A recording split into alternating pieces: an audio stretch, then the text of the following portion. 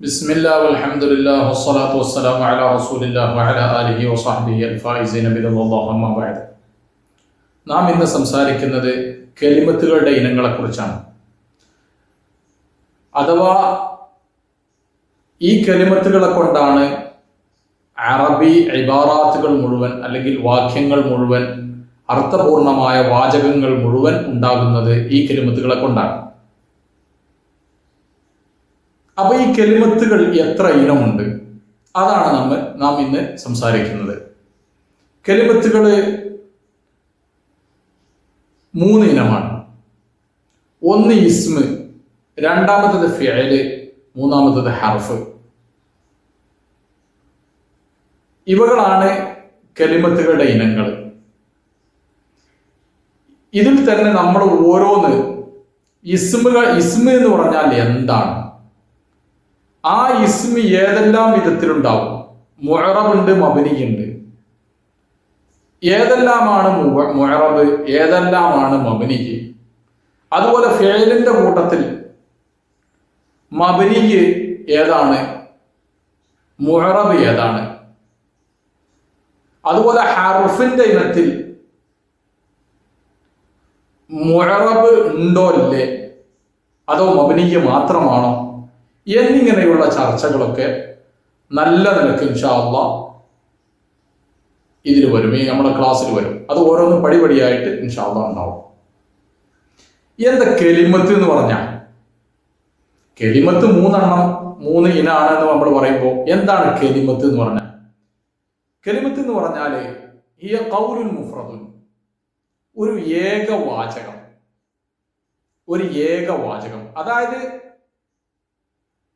ഒരു അർത്ഥം ഉണ്ടാകും എന്നല്ലാതെ, അല്ലെങ്കിൽ ഒരു വാചകം എന്നല്ലാതെ അതിൽ നിന്ന് ഒരു വിഷയങ്ങൾ ഒന്നായിട്ട് ഉരുത്തിരിഞ്ഞു വരുന്നില്ല. അതിനാണ് കലിമത്ത് എന്ന് പറയുന്നത്. ഉദാഹരണം കിതാബ് എന്ന് പറഞ്ഞു. കിതാബ് പുസ്തകം എന്നുള്ള അർത്ഥമുണ്ട്. ഇതിൽ നിന്ന് ഈ പുസ്തകത്തിനെ കുറിച്ച് എന്താണ് ചെയ്യുന്നത്, അല്ലെങ്കിൽ ഈ പുസ്തകം ആരുടേതാണ്, അല്ലെങ്കിൽ ഈ പുസ്തകം എന്തിനെ കുറിച്ച് സംസാരിക്കുന്നതാണ്, ഈ പുസ്തകം എന്തിനാണ് ഇവിടെ വെച്ചത്, അതൊന്നും ഇവിടെ സംസാരമല്ല. ഒരർത്ഥം ഉണ്ട് എന്ന് മാത്രം. അതാണ് കലിമത്ത്. അതുപോലെ മുഹമ്മദ് എന്ന് പറഞ്ഞു. മുഹമ്മദ് എന്ന് പറഞ്ഞ ഒരു വ്യക്തിയാണ്.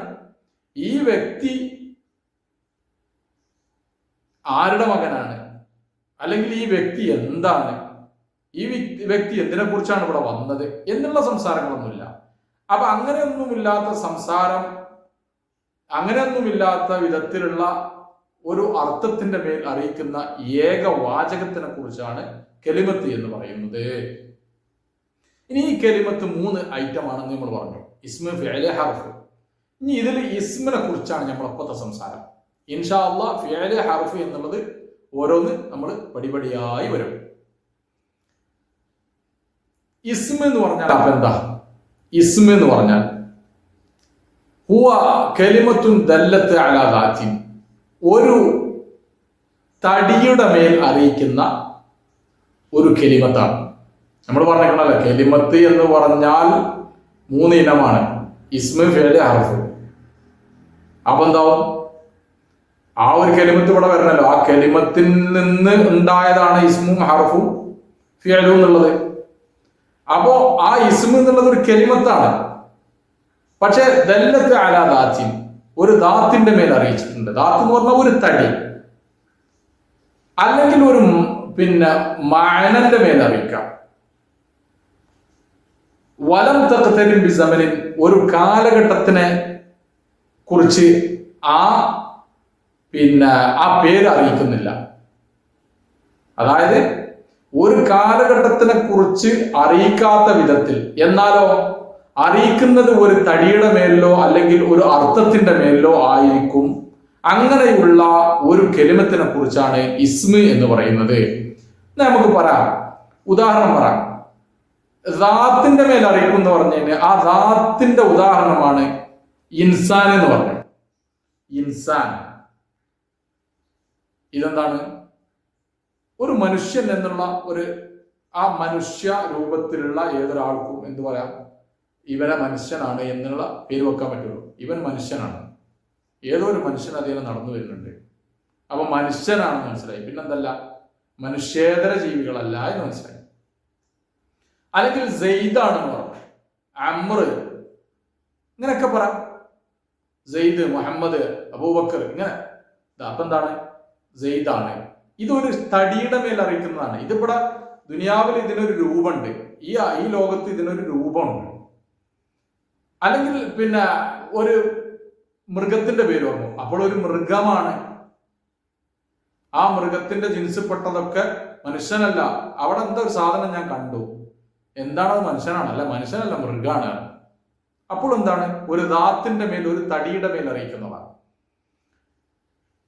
അതിൽ നിന്ന് കുറച്ചുകൂടി താഴെ ഇറങ്ങിയിട്ട് ഇന്ന സാധനം എന്ന് വ്യക്തമായിട്ട് കണ്ടു, അത് പുലിയാണെന്നോ അല്ലെങ്കിൽ സിംഹാണെന്നോ, നമുക്കെന്തായി? അപ്പോഴും സാധനം ഒരു തടിയുടെ മേൽ അറിയിക്കുന്നതാണ്. അല്ലെങ്കിൽ ഇപ്പോ ഇതൊക്കെ ജീവികളിൽ പെട്ടതാ അപ്പൊ നമ്മൾ പറഞ്ഞത്. ഇനി ജീവി അല്ലാത്ത നമ്മളൊരു മരം കണ്ടു, ഇതൊരു മരമാണെന്ന് പറഞ്ഞു. ആ മരത്തിൽ നിന്ന് തന്നെ എന്ത് പറഞ്ഞു? ഇത് മാവാണ്, അല്ലെങ്കിൽ ഇത് തെങ്ങാണ്, കവുങ്ങാണ് എന്നൊക്കെ പറയാം. ഇതൊക്കെ എന്താണ്? ഒരു തടിയുടെ മേൽ അറിയിക്കുന്നതാണ്. ഇനി അതല്ല, ഏതെങ്കിലും ഒരു കുർസി എന്ന് പറയാൻ, ഒരു കസേര, അതൊരു കസേര എന്നുള്ളത് ഒരു തടിയാണ്. അല്ലെങ്കിൽ ഒരു അരീക്കത്ത് എന്ന് പറഞ്ഞു, ഒരു കട്ടില്. അപ്പൊ ഞാൻ പറഞ്ഞു വരുന്നത് ഇതെല്ലാം എന്താണ്? പിന്നെ ഒരു ദാത്തിന്റെ മേൽ അറിയിക്കുന്ന കലിമത്താണ്. ഇനി അർത്ഥത്തിന്റെ മേൽ അറിയിക്കുന്നതാണെങ്കിലും ആ ഒരു കലിമത്തിനും ഇസ്മ തന്നെ പറയാം. ഉദാഹരണം, ഇൽമ് എന്ന് പറഞ്ഞു, അവന്റെ ഇൽമ് അപാരം തന്നെ എന്ന് പറഞ്ഞു. ഇവിടെ ഇൽമ് എന്ന് പറയുന്ന അറിവ് എന്നുള്ള ആ ഒരു സത്ത, ആ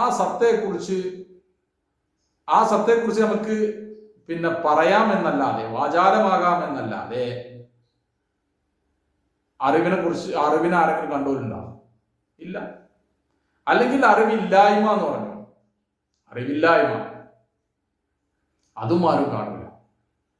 അപ്പൊ ഇതൊക്കെ എന്താണ്? ഇത് ഇസ്മാണ്, ഒരു പേരാണത്. അപ്പൊ നമ്മളിപ്പോ എന്ത് പറഞ്ഞു? ദാത്തിന്റെ മേൽ അറിയിക്കുന്ന ഒരു സംഗതി, ഒരു തടിയുടെ മേൽ അറിയിക്കുന്ന ഒരു കലിമത്ത്, അല്ലെങ്കിൽ ഒരു മാനന്റെ മേൽ അറിയിക്കുന്ന കലിമത്ത്. പക്ഷെ ഇവിടെ എന്തൊരു അതിലൊരു കണ്ടീഷൻസ് ഉണ്ട്. എന്താ കണ്ടീഷൻസ്? ഒരു കാലഘട്ടത്തിനെയും ഈ കലിമത്ത് അറിയിക്കാതിരിക്കണം. ഒരു കാലഘട്ടത്തിൽ ഉള്ള മുഹമ്മദാണിത്, അല്ലെങ്കിൽ ഒരു കാലഘട്ടത്തിലുള്ള ഷജറത്താണ്, മാവാണ്, അങ്ങനെ പറയാൻ പറ്റും. മുഹമ്മദ് എന്ന് പറഞ്ഞാൽ ഏത് കാലത്തും മുഹമ്മദ് തന്നെ. ആ പേരിൽ നിന്ന് അല്ലെങ്കിൽ ആ കലിമത്തിൽ നിന്ന് നമുക്ക് ഒരിക്കലും ഇത് ഏതെങ്കിലും ഒരു കാലഘട്ടത്തിന്റെ മേൽ അറിയിക്കുന്ന വിധത്തിൽ ഉണ്ടാവാൻ പാടില്ല. അപ്പൊ എന്താ പറഞ്ഞത്? ഇസ്മ എന്ന് പറഞ്ഞാൽ എന്തെങ്കിലും ഒരു തടിയുടെ മേലിലോ അല്ലെങ്കിൽ ഒരു അർത്ഥത്തിന്റെ മേലിലോ അറിയിക്കുന്ന ഒരു കലിമത്തായിരിക്കും. പക്ഷേ ഒരു കാലഘട്ടത്തിന് അത് അറിയിക്കുകയില്ല. ഒരു കാലഘട്ടത്തിനോട് യോജിച്ചിട്ടല്ല അത് ഈ കലിമത്ത് വരുന്നത് എന്നർത്ഥം. ഇനി ഇത് ഇസ്മാണ് ഇസ്മല്ലേ എന്ന് അറിയാനുള്ള അടയാളങ്ങൾ എന്തൊക്കെയാണ്? ഒന്ന്, ജറിന്റെ ഹർഫ് ഇതിന്റെ മേൽ പ്രവേശിക്കും. ജറിന്റെ ഹർഫ് ഇതിന്റെ മേൽ പ്രവേശിക്കും. ഉദാഹരണം പറയാം, സല്ലംതു അലാ മുഹമ്മദ്, മുഹമ്മദിന്റെ പേരില് ഞാന് സലാം പറഞ്ഞു. സല്ലംതു അലാ മുഹമ്മദിൻ, ഞാൻ മുഹമ്മദിന്റെ പേരിൽ സലാം പറഞ്ഞു, ഞാൻ മുഹമ്മദിനോട് സലാം പറഞ്ഞു എന്നർത്ഥം. അസ്സലാമു അലൈക്കും യാ മുഹമ്മദ് എന്ന് പറഞ്ഞു. ഇവിടെ ഇപ്പൊ സല്ലംതു അലാ മുഹമ്മദിൻ, അല എന്നുള്ള ഹർഫിൻ പിന്നെ ജറിന്റെ ഹർഫ് മുഹമ്മദിൻ, മുഹമ്മദ് എന്നതിന്റെ പേരിൽ എന്തായി പിന്നെ കിടക്കാൻ പറ്റി. എന്നാ നേരെ മറിച്ച് ഫേലിന്റെ പേരിൽ അത് കിടക്കൂല. ബാക്കി നമുക്ക് ഇൻഷാല്ലാഹ് പിന്നെ പറയും. അപ്പോ പിന്നെ ജറിന്റെ ഹർഫ് കിടക്കാൻ പറ്റും. അതുപോലെ അൽ എന്ന് പറഞ്ഞ അലിഫ്ലാം കിടക്കാൻ പറ്റും. അലിഫ്ലാം അത് മാരിഫക്ക് വേണ്ടിയിട്ടുള്ള അലിഫ്ലാം ഒന്ന് വെച്ചോളികൾ. അപ്പോ കിതാബ് ഇറങ്ങും, അതിനൊക്കെ ഓരോ അർത്ഥം ഉണ്ടാകും. ഈ അലിഫ്ലാം എന്തിനാ കിടക്കണത്, അതിനോരോ അർത്ഥങ്ങൾ ഉണ്ടാവും. പക്ഷെ അതൊക്കെ നമ്മൾ പറയാം. കിതാബ് എന്നുള്ളത് അതിന്റെ ആദ്യ കിതാബ് നിന്നും പിന്നെന്തായി അൽ കിതാബ് എന്ന് പറഞ്ഞു. അപ്പോ അലിഫ്ലാം കിടക്കാൻ പറ്റും. അതുപോലെ തെൻവീന് കിടക്കാൻ പറ്റും. ഇസ്മിന്റെ മേലില് തെൻവീന് കിടക്കാൻ പറ്റും. മുഹമ്മദൻ, മുഹമ്മദിൻ, മുഹമ്മദുൻ എന്നൊക്കെ പറയാം. അതുപോലെ നിദാന്റെ ഹർഫ് യാ എന്ന് പറഞ്ഞിട്ടൊക്കെ നിദാ ഉണ്ടല്ലോ, അതായത് നിദാന്റെ ഹർഫുകൾ പറഞ്ഞാൽ വിളിക്കാൻ വേണ്ടിയിട്ട് ഉപയോഗിക്കുന്ന ഹർഫുകൾക്കാണ് നിദാന്റെ ഹർഫ് എന്ന് പറയാം. അപ്പൊ യാ സൈദു, യാ സൈദേ, യാ സൈദ്, യാ മുഹമ്മദ് എന്നൊക്കെ പറയാം. അതുപോലെ പിന്നെ ഒരു സംഗതിയെ, അതായത് ഒരു വിഷയത്തിനെ ഇവനിലേക്ക് ചേർക്കാൻ പറ്റും. ഇവനിലേക്ക് ചേർക്കാൻ പറ്റുക, മുസ്നദിയിലേക്ക് ആകാൻ പറ്റുക. അതായത് ഇപ്പോ മുഹമ്മദുൻ നാജിഹുൻ എന്ന് പറഞ്ഞു. മുഹമ്മദുൻ നാജിഹുൻ, മുഹമ്മദ് വിജയിയാണ്. അപ്പൊ ഈ വിജയം എന്നുള്ള സംഗതിയെ ഈ മുഹമ്മദിലേക്ക് ചേർക്കാൻ സാധിച്ചു. അപ്പൊ ഈ മുഹമ്മദ് എന്താണ്? ഇസ്മാണ്. ഓക്കെ, അതിനെ കുറിച്ചൊക്കെ ഇൻഷാ അല്ലാഹ് നമ്മൾ പിന്നെ വരും. പിന്നെ ഇതാണിപ്പോ ഇൻഷാ അല്ലാഹ് ഇസ്മിനെ കുറിച്ച് പറയാനുള്ളത്. ഇസ്മ എന്തൊക്കെയാണെന്ന്, ഇനി ഓരോ ഇസ്മുകൾ തന്നെ ഇനി ഏതെല്ലാം വിധത്തിൽ എന്നുള്ളത് നമ്മൾ ഇനി ഇൻഷാ അല്ലാഹ് പറയും. പിന്നെ ഇനി ഇസ്മുകൾ ഏതൊക്കെ ഉണ്ട്, മുഅറബുണ്ട്, മബ്നിയുണ്ട്, അതുകളൊക്കെ പറയും. ആ മുഅറബ് തന്നെ ആകുമ്പോ ഇഅ്റാബ് എങ്ങനെയാണ്, ഏതെല്ലാം വിധത്തിലാണ് ഉണ്ടാകുക, അത് പിന്നെ വാഹിറത്തായ ലൊമ്മത്ത് കൊണ്ടാണോ റഫ്, അല്ലെങ്കിൽ വേറെന്തെങ്കിലോട്ടാണോ റഫ്, ഇങ്ങനെയൊക്കെയുള്ള വിഷയങ്ങളൊക്കെ നമ്മൾ പ്രതിപാദിക്കും ഇൻഷാ അല്ലാഹ്. ഇനി ഇപ്പൊ ഇതിനെക്കുറിച്ച് ഒരു ചെറിയ ബോധം ഉണ്ടാക്കുകയാണ്. അപ്പോൾ ഇസ്മ പറഞ്ഞപ്പോ എന്താന്ന് മനസ്സിലായി, ഇസ്മിനെ കുറിച്ച് എങ്ങനെയാണ് നമ്മൾ അറിയാമെന്ന് മനസ്സിലായി.